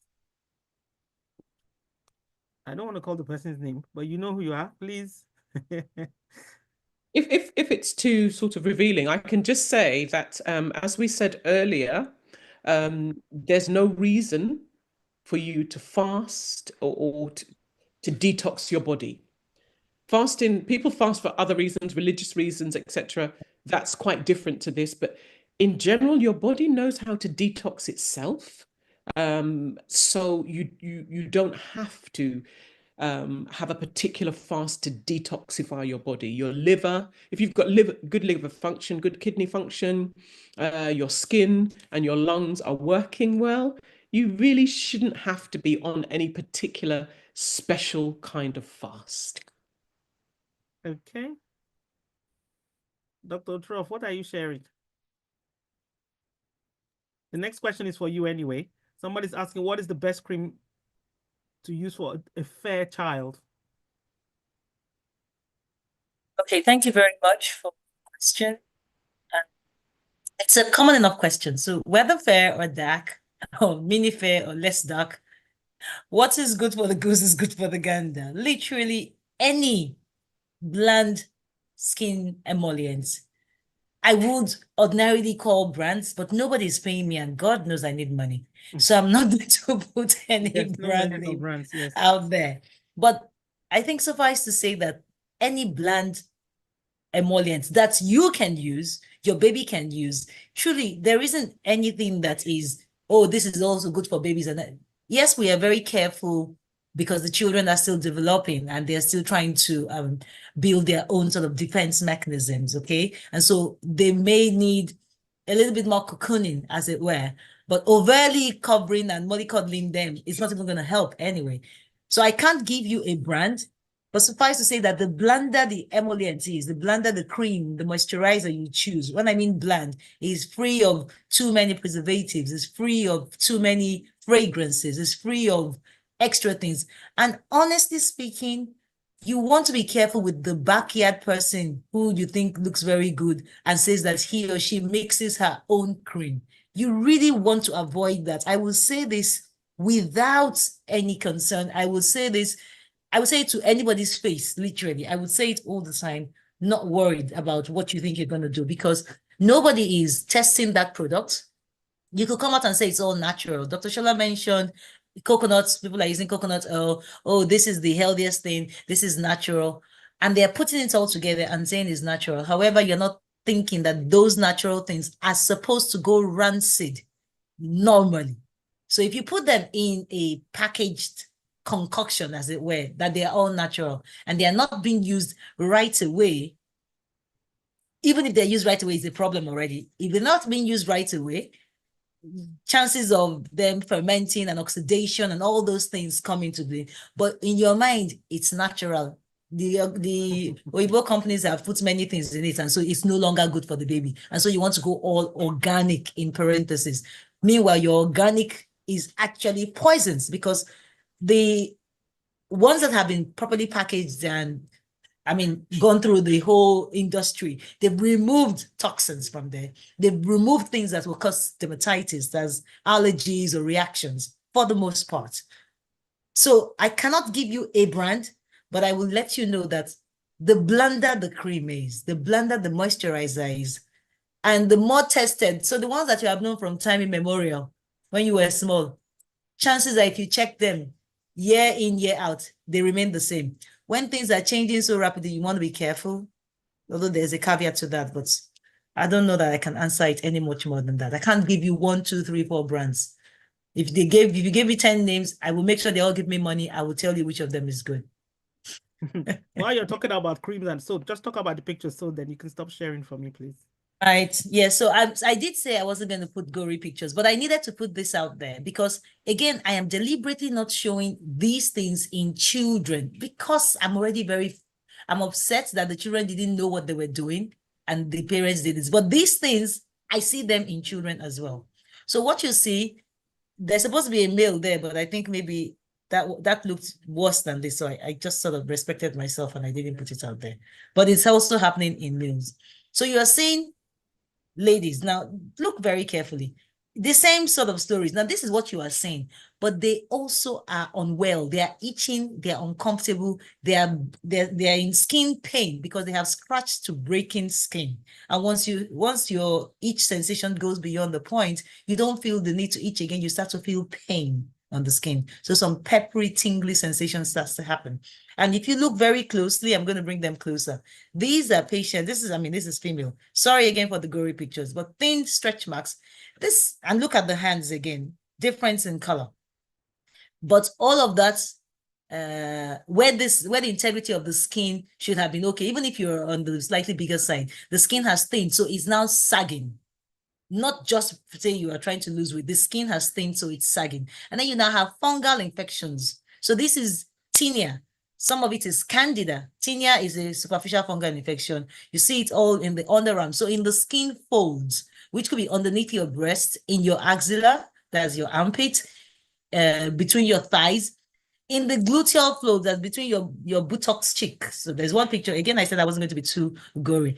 Now, the annoying thing about all of this is that when you see these ladies, patients, male or female, they look absolutely fantastic. They look like butter wouldn't melt in their mouths until they take off their clothing, and they have to take off their clothing when they come for a dermatology consultation, because they will show only what they want you to see on the face. But we say, you know what, go behind, go to the couch and, you know, undress. And then you start to see this not very pleasant things. So this is candida. Candida is not just regular superficial fungal infection. It's a bit deeper. So it's gone into the bloodstream.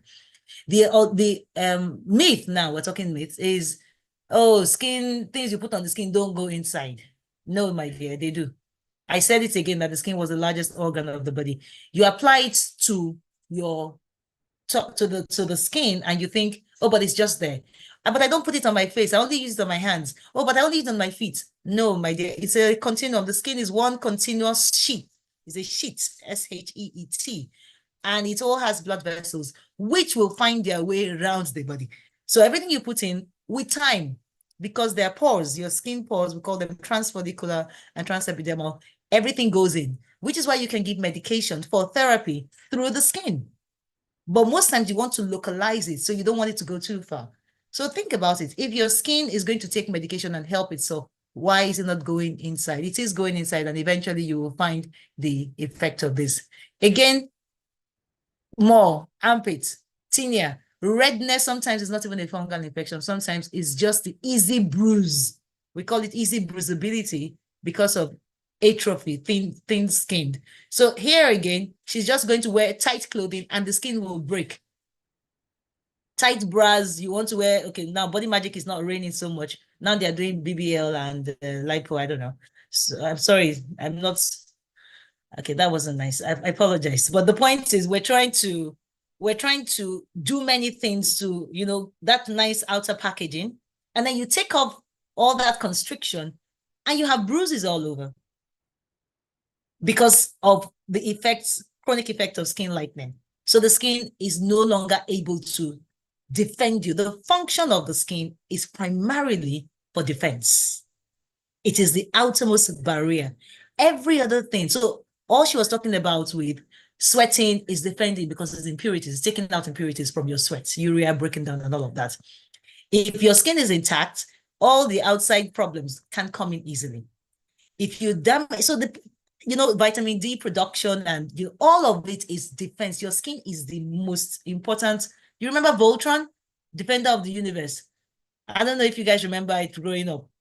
Your skin is your Voltron. So when you damage the skin, people like us that, you know, I'm looking for maybe Men in Black to come and do some things to you or something, because don't do that. When you damage the skin, all the internal organs almost have no choice. You know, they're cowering because it will affect them. And in the reverse situation too, your skin mirrors the problem you have done within. So your kidney has a problem. Sometimes it's the skin that shows it first. Your heart is unable to pump blood. Sometimes it's the skin that shows it first because you start to have pooling of blood at your, you know, the lower limbs. And then you start to have discoloration at the lower limbs. So many things happen. So if you destroy the skin, it doesn't now have the ability to give you the protection that your body entirely deserves. So my plea is to love your skin as much as is possible, as much as it's up to you, so that we can reduce all these infections. There are so many of them. There are so many, but you know, I'm the interlude here. So forgive me for, I'm not the main character. So thank you for giving me interlude Next question. Thank you. Thank you. No, that is very important information. Thank you. Okay, next question. You know why I'm laughing. Dr. Shola. Next question. Is there evidence for cinnamon on blood sugar? Does it reduce blood glucose? There isn't scientific evidence. There aren't studies that prove it. However, I've heard anecdotal evidence, and I would say to you, as long as it's not harming you and it's not interfering with your other medications, do as you see fit. But there isn't evidence to prove that it lowers blood glucose. Okay. You're talking about pre-diabetes. So this person is asking that, do they need to eat less fruits at a time if they're diagnosed with pre-diabetes? That's a really good question. It would really depend on how you spread the food out in your diet across the day. So we're recommended to have 3 moderate meals a day. We don't have to have snacks, but people tend to have snacks between meals. So the idea is that you spread your carbohydrates throughout the day, some in the morning, some in the afternoon, some in the evening. And I would recommend the same habit with fruit intake, because fruit contains natural sugar. I mentioned that all fruit are not created equally. So the berries tend to be lower in sugar, but it's very good practice not to carbohydrate load. So with what we have is glycemic index, which tells us what that food will do to your blood glucose level. Carbohydrate load is the amount you're having in one sitting. So it's important that you spread them. So therefore, I would say, without knowing enough perhaps about your lifestyle or what your diet is, to make sure that you spread fruit intake across each meal. So not eating them all in one go. All right. Okay. So a soluble fiber supplement, can that help reverse pre-diabetes? You're spreading the fruit and then, I don't think a diet alone will reverse pre-diabetes. So it will be a lifestyle change. So it will be diet. So having enough fiber, managing carbohydrate, but also managing fat and salt. So when we talk about diabetes, we think sugar, but it's actually a metabolic condition where, other things are involved. So it would be managing the whole diet, but it also involves physical activity. In fact, dare I say that we underestimate physical activity when it comes to pre-diabetes, and sleep.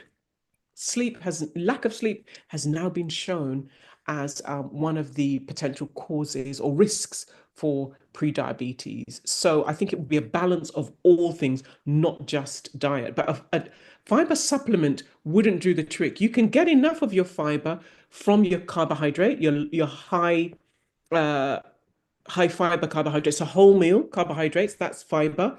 Beans, you've still got fiber there.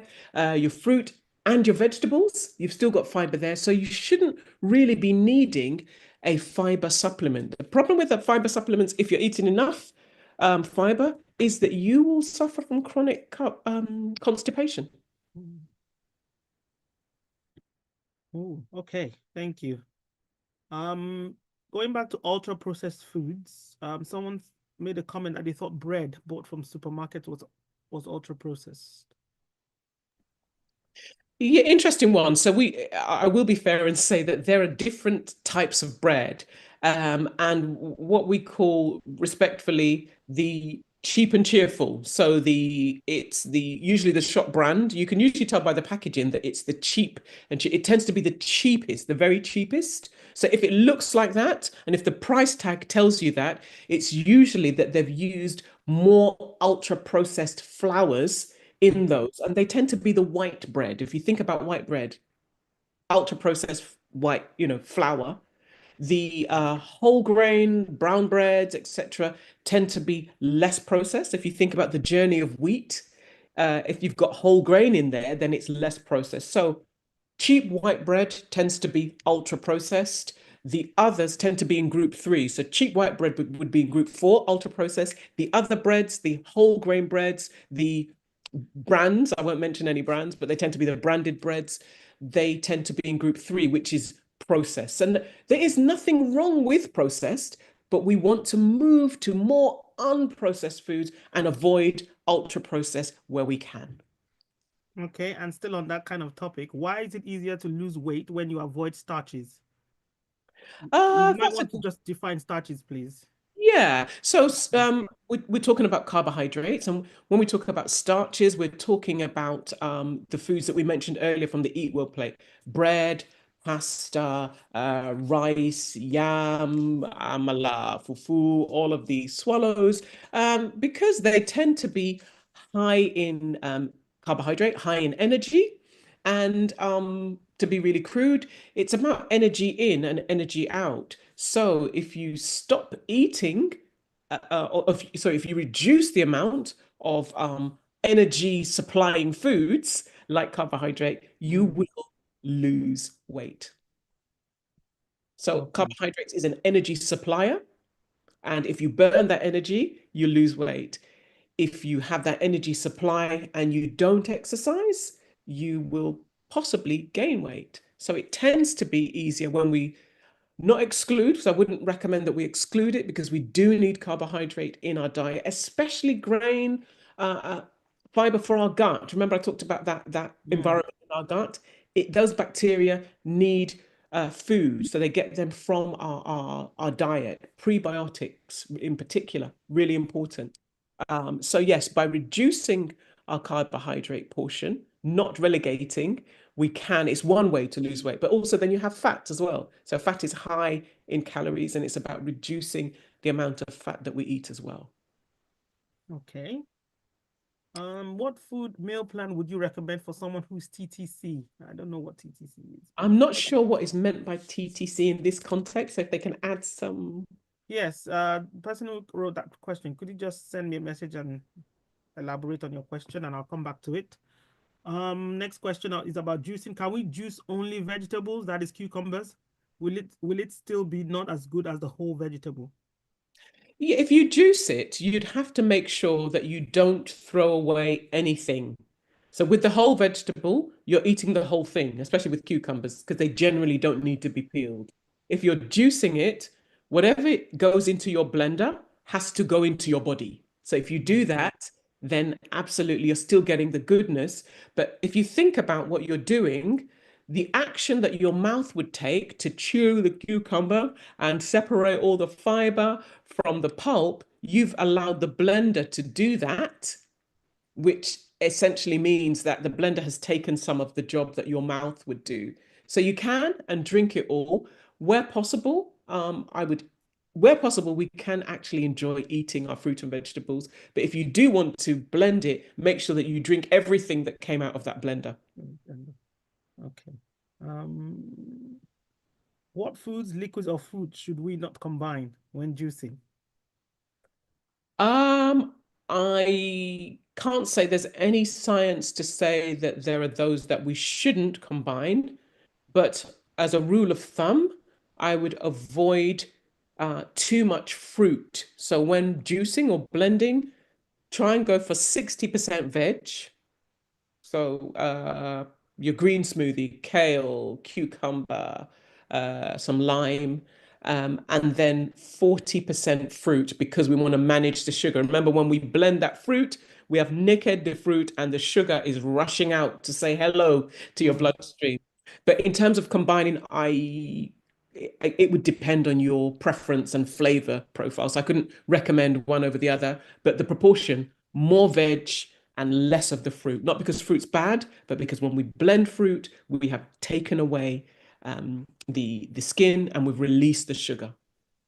I mean, you mentioned malt and milk. What about, people blending ugu and adding malt and different things? Oh, actually, a good question. Thank you. Again, you're better off, unless there's a medical condition, and there are times that people have issues.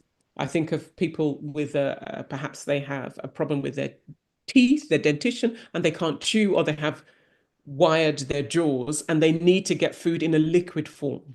Otherwise, I can't see why you would be blending something like malt and ugu.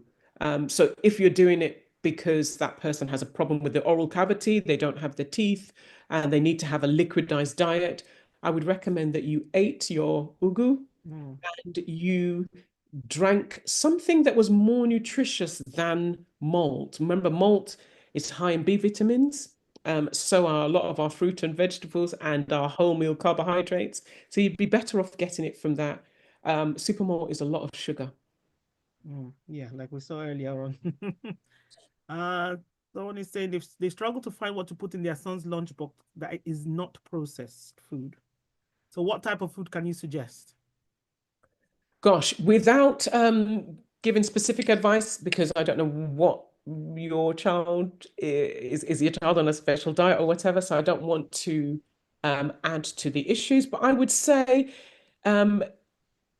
remember we said we want to avoid ultra processed foods, but processed foods can be part of our daily living. Wholemeal bread is a processed food. Some of the tin foods are processed foods and they're okay. So I would recommend, if your child does eat bread or wraps, have a wholemeal bread or a wholemeal wrap. Have vegetables, so vegetable sticks or chopped vegetables. Sometimes a fruit, what am I talking about now? A jelly or a fruit puree without the added sugar. So some mums make them at home for children who find fruit difficult. That can be helpful. Sometimes yogurts can be helpful.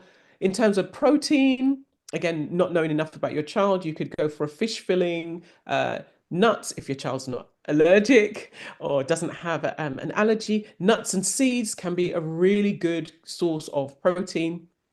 And just thinking about eggs as well. Again, I don't know if your child has an egg allergy. Eggs can be a really good source. And if they have an issue, you can speak to schools also to actually take your get your child to take what I call proper food, so that they can actually eat things like rice at lunchtime, and they can eat meat if they eat meat or fish at lunchtime. Schools may not warm them, but they can be eaten. A lot of children eat them at an ambient temperature or for cold temperature if you have a food flask. Great, thank you. We mentioned about influencers earlier on. We've got two people asking the same question. What do you think of the carnivore diet? I knew we'd get asked this question. And I also know that a lot of people don't believe when I say, with my 30 years of experience as a researcher, that we're not designed for carnivorous diets. And the reason I'll say this now is if you just open your mouth and you run your finger across your teeth, the back ones are flattened because they're designed for crushing grains and vegetables. On the sides, we have our canines, which are designed for ripping meat and flesh. So by physiology itself, just by your physiology, your body is telling you that man was designed to be omnivorous, so eat a mixed diet, or vegetarian, not just to be carnivorous. If we think about our gut health again, if we lived off a carnivorous diet, how would we feed our gut with those essential bacteria that we need, that we can only get from things like fruit and vegetables or grains? So exceptionally, the carnivore diet is very similar to what we call the Atkins diet, which I hate to say is a bit of a fad. Now, you will lose weight. You will definitely lose weight on a carnivore diet. And the reason is because it's a restrictive diet. So what you're doing is you're making a restriction. You're having less of the energy providing foods. You're moving your body into what we call a ketotic state. So ketones are tending to be the fuel, and therefore you will lose weight. However, we don't have any long-term studies that show us that ketones as a fuel are safe. And also, we don't even know, the risks to your organs. If you think about protein, it's quite a big molecule when we talk about digestion. Your kidney has to filter those rather large amino acids every time you eat a high meat diet. Your kidneys have to process them. They're quite big molecules, and it can affect the filtration performance of your kidney. Now, if you think that Black people have a higher risk of kidney disease, a lot of us are walking around with undiagnosed kidney disease. You're probably thinking mine is you, and that's, you know, that's good too. But I don't recommend it. I know that people lose weight on it because it's a restrictive diet. People will lose weight on any restrictive diet, but whether it's safe for long-term use is another story. Those influencers, my question is to those influencers, do they always follow exactly what they've said? And I think the answer is no, no, no. Their guts would be falling out. How would you produce a stool? How would you poo if you don't eat any vegetables and fiber? Good question. Okay, so then what are your thoughts on intermittent fasting? Any benefit for weight loss or pre-diabetes? Yes, yes, yes, 100%. Intermittent fasting done properly, so under the instruction or the, you know, the introduction or support of an evidence-based, like a dietitian, nutritionist, GP, intermittent fasting has been shown to deliver significant results for pre-diabetic weight loss. Even people with type 2 diabetes, a lot of them are on intermittent fasting and getting good results. But it's about being on intermittent fasting, but eating a varied diet. So not being on intermittent fasting and only eating meat. Do you see? So it's intermittent fasting and eating a varied diet. So yes, I do support intermittent fasting. And if you're interested, really do talk to your GP or your healthcare provider just to get some guidance on how to do it properly. Yeah, one thing we didn't talk about is canned food. Somebody's asking, are plum tomatoes that we used for our stew good, considering this is a canned food? Really good question. So plum tomatoes fall in group 3 of the NOVA classification that I showed us, which is processed foods. But you hopefully remember that I said, where possible, let's try and take from group 1, which is unprocessed. So as Africans, we love our stew. I love stew.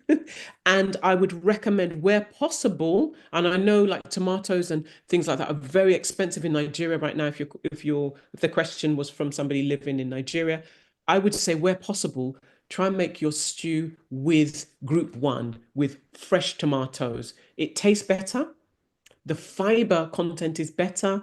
And actually, canned food, you know, it has been shown to be safe, but it's been sitting around for a hell of a long time. Those tomatoes have been sitting there for like 2 years sometimes, and they've shown to be safe, but you're eating an aged tomato that is safe. So if you can get group 1 fresh, I would use fresh all the time if you can.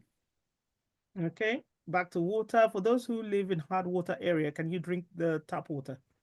Yeah, in terms of hard water and so I live in a hard water area, and in terms of your health, it's fine. It does tend to have a little bit of a heavier taste on the palate, and you probably have a very furry kettle. So we change our kettle very often because of the deposits that you get. But in terms of nutritional health, that that water is safe. It's just annoying, you know, the stains that it causes because it's heavy. If you don't like it, please boil and allow it to cool and then drink it. But, you know, it is nutritionally safe, but a bit annoying. And sometimes the taste can be a bit heavy on the palate. But I wouldn't just rush to bottled water because of that. You can boil it and cool it and still use it because you're paying for it anyway.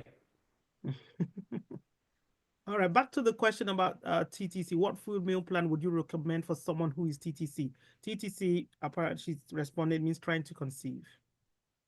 Okay, my goodness. So I wouldn't be able to give any a blanket recommendation because it's such a specific thing to specific women. However, I would be happy because of Flora. I would be happy to do a free consultation for you. It would be a personal plan. Do you see what I'm saying? Because I don't know what you eat right now. I don't know what your hormonal levels are like. Don't know your size, shape, or whatever. So I would be happy as a giveaway because of Flora for today. You can get my email address from her, and we can do a plan together specifically for you. Awesome, thank But it's you. not a general thing. There's no eat this and you'll conceive. Yes, yes. So the person who's asking the question, can you send me a private message with your details, and I can then send you Dr. Shola's email address. Okay, thank you for that giveaway. Awesome. Yes, people are clapping. Thank you so much. God bless you for that. Pleasure, pleasure. Okay, magnesium. Would you recommend taking magnesium for fatigue? Can you touch on this magnesium and then this zinc? And yeah. No, no, no, no, and no. And the question is very cheeky. Who told you it's magnesium that you need? Have you had a blood test to verify that it's magnesium? There are so many reasons that you may be tired. You may not be sleeping properly. You may be eating too much sugar and have inflammation. It may be that your iron levels, your folic acid, your B12 levels are low. I think there is a lot of pressure out there saying that you have to take this and you have to take this. Please remember I said earlier that vitamin and mineral supplements are the same as medication and they have an effect on your body. So don't just take these supplements without your medical professional's advice, a reliable blood test before taking them. So no, I don't recommend them just off the hook. I know social media does, but absolutely not. And I will just say, you know, zinc and things, selenium and all those things, they're important. But if you take one, because they all interact, you do this to one, you're doing something else to the other. And some of these drugs, they compete, yeah, we'll call them drugs actually, vitamins and minerals, they compete for absorption in your body. So if you raise the level of one, you need to do something with the other. So I don't recommend them self-diagnosed. I think you have to see your GP, have a blood test and understand why you're taking them, have a prescribed dose for a prescribed amount of time. Yes, thank you. Next question. Can you eat hibiscus leaf? Is it healthy after drinking the tea? Is that Zobo? I don't see why not. I think it's a lot of fiber. I can't see any reason why not, actually. You could eat them. And yeah, you probably produce a really good stool as a result. Someone's made a statement saying juicing and blending is different. Yes, absolutely. Juicing and blending are different. So blending, people tend to leave all of the stuff in, the skin and everything in, and some people for juicing, they just go for the juice and they leave the skin, the husk, etc. So blending and juicing can be different. And then some people add other things. So with juicing, sometimes they're just using a juice or vegetables. And with blending, they're adding other things like protein powders. Some people are adding ice cream, peanut butter, etc. So they are quite different. I use them interchangeably because I find that a lot of patients that I see are doing it interchangeably. So they're juicing and they're adding powders and they're adding something else. So I use them interchangeably because actually the release of the sugar is the same thing, whether you juiced it or you blended it. Fab. Okay, before we carry on, please do fill in our feedback form. It's very short. Let's know your thoughts about today's webinar, and if there's anything we can improve, any suggestions, or any other topics you would like us to cover. I've popped it in the chat. It's not a long form at all. So please, we do appreciate your feedback. Please do complete it for us. Thank you very much. Next question is you've mentioned about diabetes patients. Is it the same for cancer patients? Is a general dietitian the same as an oncology dietitian?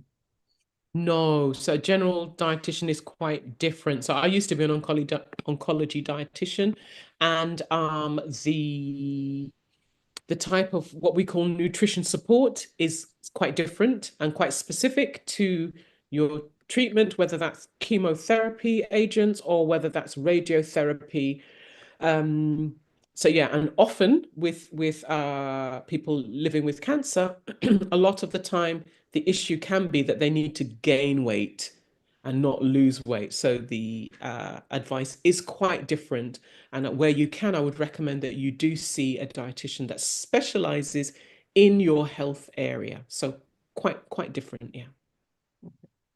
Is there a difference between IBS and IBD? Yes, absolutely. So IBS is irritable bowel syndrome. IBD is inflammatory bowel disease. Inflammatory bowel disease tends to involve the two conditions, Crohn's disease and ulcerative colitis, which are quite consumptive illnesses where patients have mucousy and bloody stools to up to 10 to 12 times a day. It affects growth and quality of life terribly. With IBS, that tends to, inflammatory bowel, IBD, tends to have some genetic cause to it, whereas IBS tends to be more environmental, and it can flip between constipation and diarrhea or bloating, and it tends to be related to things like stress, whereas IBD tends to be genetic or triggered by something that somebody has eaten when they've had a relapse or remission. So they are quite different and treated quite different. So you need a lot of medication, sometimes bowel resection, so extensive surgery with inflammatory bowel disease. And IBS tends to respond to some medication, but also lifestyle changes. So some people get IBS because when they eat, they take in too much air and they get bloating. You can treat that with lifestyle changes. Some people get it because of stress, and that can be treated with lifestyle. You couldn't treat inflammatory bowel disease just by changing your lifestyle. You'd need chemical agents and sometimes surgery. Thank you for that. Thank you. Any more questions? I think I've gone through the chat and I've covered all the questions. Any more questions? Okay, first I want to say a very big thank you to Dr. Shola. Thank you for having me. Awesome webinar, and thank you, Dr. Rere, for being the interlude. Thank you so much. I want everyone to please unmute and just say thank you to our speakers. Just unmute and say thank you. Show them some love. You should be able to unmute. I can't hear anyone. Okay. Thank you. Thank you. Thank you. Thank you. Have a lovely weekend. Thanks so much. All right. Thank you so much. Thank you. Thank you, Dr. Shola. Thank you,